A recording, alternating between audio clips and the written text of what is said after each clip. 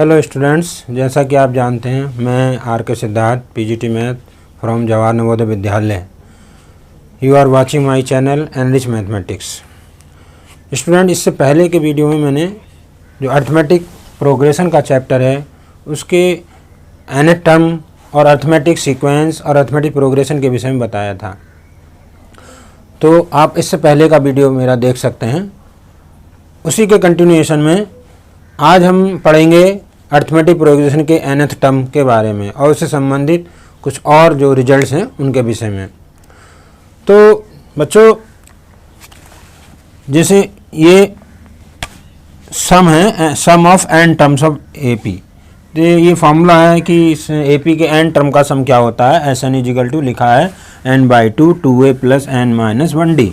और ये भी है तो इसमें ये ठीक है with common difference d and first term is a। और हम जो है Sn को सम ऑफ n टर्म को इस तरह से भी लिख सकते हैं n/2 a प्लस an कैसे लिख सकते हैं इसको हम यहाँ समझाना चाहेंगे दोबारा से। अब ये तो हम समझा चुके हैं, आपने ये जो है नोट भी कर सकते हैं, पिछले वीडियो को देखकर भी नोट कर सकते हैं। तो आज हम पढ़ेंगे कुछ और। जैसे अभी ये कैसे लिखा, दूसरा फार्मूला,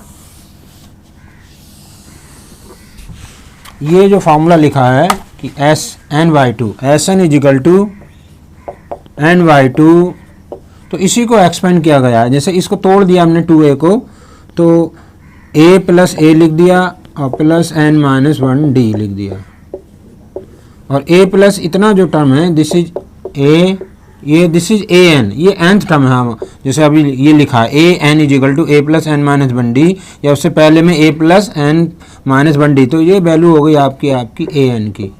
तो एक फॉर्मूला हमारा ये भी हो गया n/2 a प्लस an, मतलब nth term in terms of nth term. ऐसे इन टर्म्स ऑफ लास्ट, यदि लास्ट टर्म दिया है तो हमारा ये वाला फॉर्मूला होगा। तो तीनों फॉर्मूले ध्यान से, जब हमारे पास लास्ट टर्म दिया है तो हम ये वाला फार्मूला यूज़ करें, nth टर्म दिया हुआ है तो ये वाला फार्मूला यूज़ करें, और इन दोनों में से an और l नहीं दिया है तो ये वाला फार्मूला यूज कर सकते हैं। सम आपका हो गया सम ऑफ। अब हम इसका प्रूफ पढ़ेंगे कि हम प्रूफ कैसे करते हैं सम ऑफ n टर्म्स का।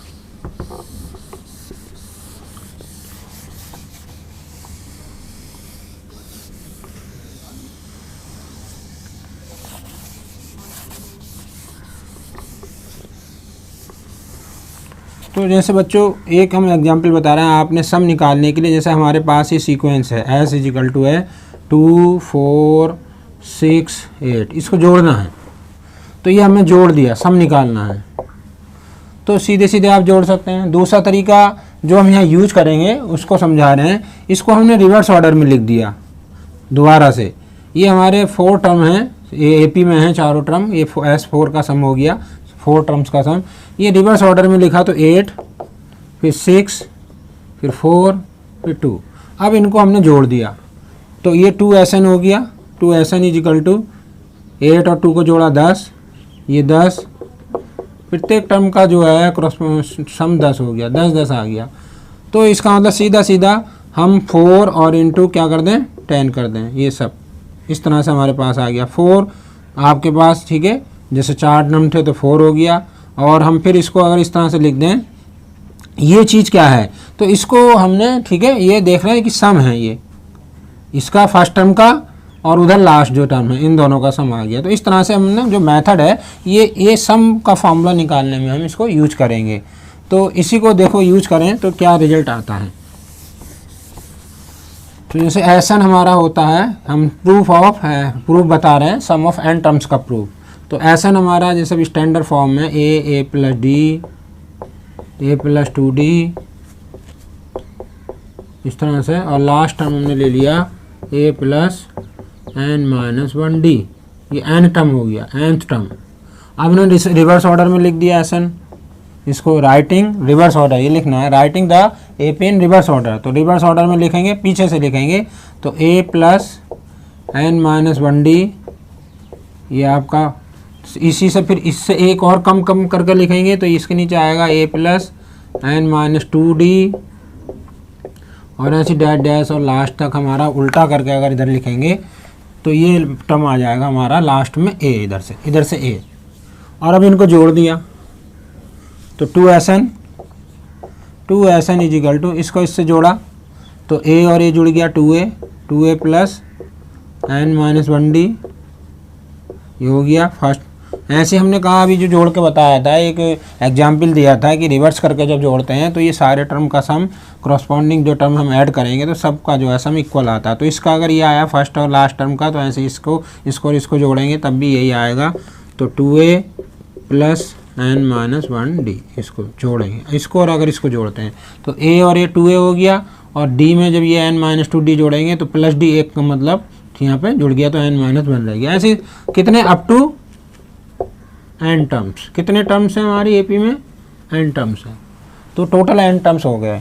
तो 2SN इज इक्वल टू, जैसे तो हमने कहा था ये सारे टर्म एक जैसे हैं, तो हम सबका सम निकालने के लिए n से मल्टीपल कर दिया, जैसा भी बताया था कि 10 प्लस 10 प्लस 10 4 बार था। तो सम निकालने के लिए हम जितने, अगर सभी टर्म बराबर हैं तो उनकी नंबर ऑफ टर्म से मल्टीपल कर देते हैं। नंबर ऑफ टर्म 4 है तो 4 से हमने 10 को मल्टीपल कर दिया था। यहाँ पर हमारे n टर्म्स हैं तो n को हम मल्टीपल कर लेंगे 2a plus n minus 1d। तो SN हमारे पास आ गया n/2, 2 से डिवाइड कर दिया दोनों तरफ, 2a plus n minus 1d, ये सम हमारे पास आ गया। फार्मूला प्रूफ हो गया। कभी कभी अगर फार्मूला प्रूफ करने के लिए आता है तो इस तरह से कर देंगे। कैसे प्रूफ करेंगे, पहले दी हुई सीरीज को हम लिख लेंगे, फिर रिवर्स ऑर्डर में लिखेंगे, राइटिंग द सीरीज या एपी इन रिवर्स ऑर्डर, और फिर एडिंग, है ना, एडिंग एब बहुत, ठीक है, एपी इन टर्म वाइज हम ऐड कर रहे हैं। पहले टर्म में ये वाला टर्म इस तरह से हॉरिजॉन्टली ऐड कर दिया। तो ये फॉर्मूला याद रखना है।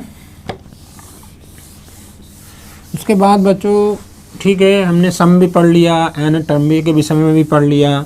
अब कुछ प्रॉब्लम्स को लेकर इनका आपको प्रैक्टिस भी करनी है, ठीक है।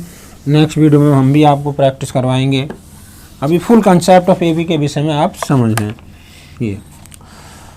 तो ऐसा अब कभी कभी क्या होता है, हमारे पास मान लीजिए जो प्रॉब्लम्स आती हैं उसमें हमें सम दिया होता है n टर्म्स का, SN दिया है, यानी कि हमारे पास SN दिया होता है और हमें AN निकालना है, ये हमको फाइंड आउट करना है, ये हमारे पास दिया होता है। तो हम जब ये दिया है SN तो AN कैसे निकालें, ये सवाल आता है। अभी एक्सरसाइज करेंगे उसमें भी आपको ये मिलेगा। तो इसी से संबंधित हम अगला नोट्स आपको बना के लिखे हैं कि to find AN when SN is given. जब हमारे पास SN दिया तो ये फॉर्मूला है AN निकालने के लिए, SN में से SN माइनस 1 को माइनस कर देंगे। मीन्स क्या है, मीन्स इसका means sum of n term में से sum of n minus 1 term का जो सम है वो माइनस कर देंगे। यहाँ लिखा भी है n term is equal to sum of first n terms of AP minus sum of first n minus 1 terms of AP। जैसे कहने का मतलब आपके पास हमें A3 निकालना है, ये हमने समझाया। तो A3 निकालना है, SN हमारे पास दिया हुआ है, तो फॉर्मूला इसे समझ लें, AN बराबर हो जाएगा SN माइनस 1। अब हमको A5 निकालना है, 5वां। तो A5 सीधा सीधा है S5, यहाँ 5 रख दिया और माइनस एक कम n माइनस 1, तो S4। तो S5 में से S4 घटा दें हम तो हमें 5वां पद मिल जाएगा। जैसे यहाँ भी समझ सकते हैं, मान लीजिए ये पहला, दूसरा, तीसरा, चौथा, 5वां ये है, तो first, second, third, fourth, fifth, ये इन पांचों का सम यहाँ हो गया SN इसमें से, और इतना सम हो गया S4, ये S5 होगा। यहाँ से यहाँ तक के जोड़ देंगे तो S5, यहाँ से यहाँ तक 1 to 4 जोड़ेंगे तो S4। अब इस सम में से ये इतने 4 टर्म का सम माइनस कर दें तो हमारा ये 5th टर्म बच जाएगा। इस तरह से समझना है इसको। ऐसे ही अगर हम मान लीजिए यहाँ से A1 समझ लीजिए, A1 हमेशा S1 के इक्वल होगा, क्योंकि S1 minus S0 mean 0 term का सम, तो A1 जो इजिकल टू S1 के इक्वल होगा। ये रिमेंबर दिस पॉइंट, ये चीज़ें यहाँ भी लिख दी हैं। तो पूरा नोट्स के रूप में हमने आपके सामने पहले ही सब कुछ यहाँ इस पर, ठीक है, बोर्ड पर जो लिख दिया था, इसको आप ज़रूर बार बार देख सकते हैं अपने वीडियो में।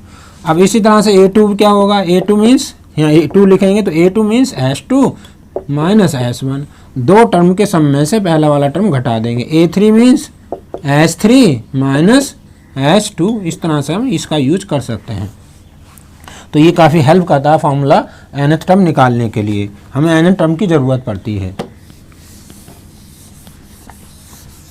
हम बिना इसके भी जा सकते हैं, ऐसा नहीं कि बिना इस फार्मूले के बिना हम प्रॉब्लम को सॉल्व नहीं करेंगे, लेकिन ये हेल्प करता है हमारे। और फिर हमने जैसे पिछले वीडियो में भी बताया था कि अगर हमें प्रॉब्लम सॉल्व करनी है और कहीं पर हमें 3 टर्म सेलेक्ट करने की आवश्यकता पड़ती है या 4 टर्म या 5 टर्म, तो आप यही लें, इस तो कैलकुलेशन आपकी आसान होगी, नहीं तो कैलकुलेशन टफ हो सकती है, सॉल्यूशन लॉन्ग हो सकता है।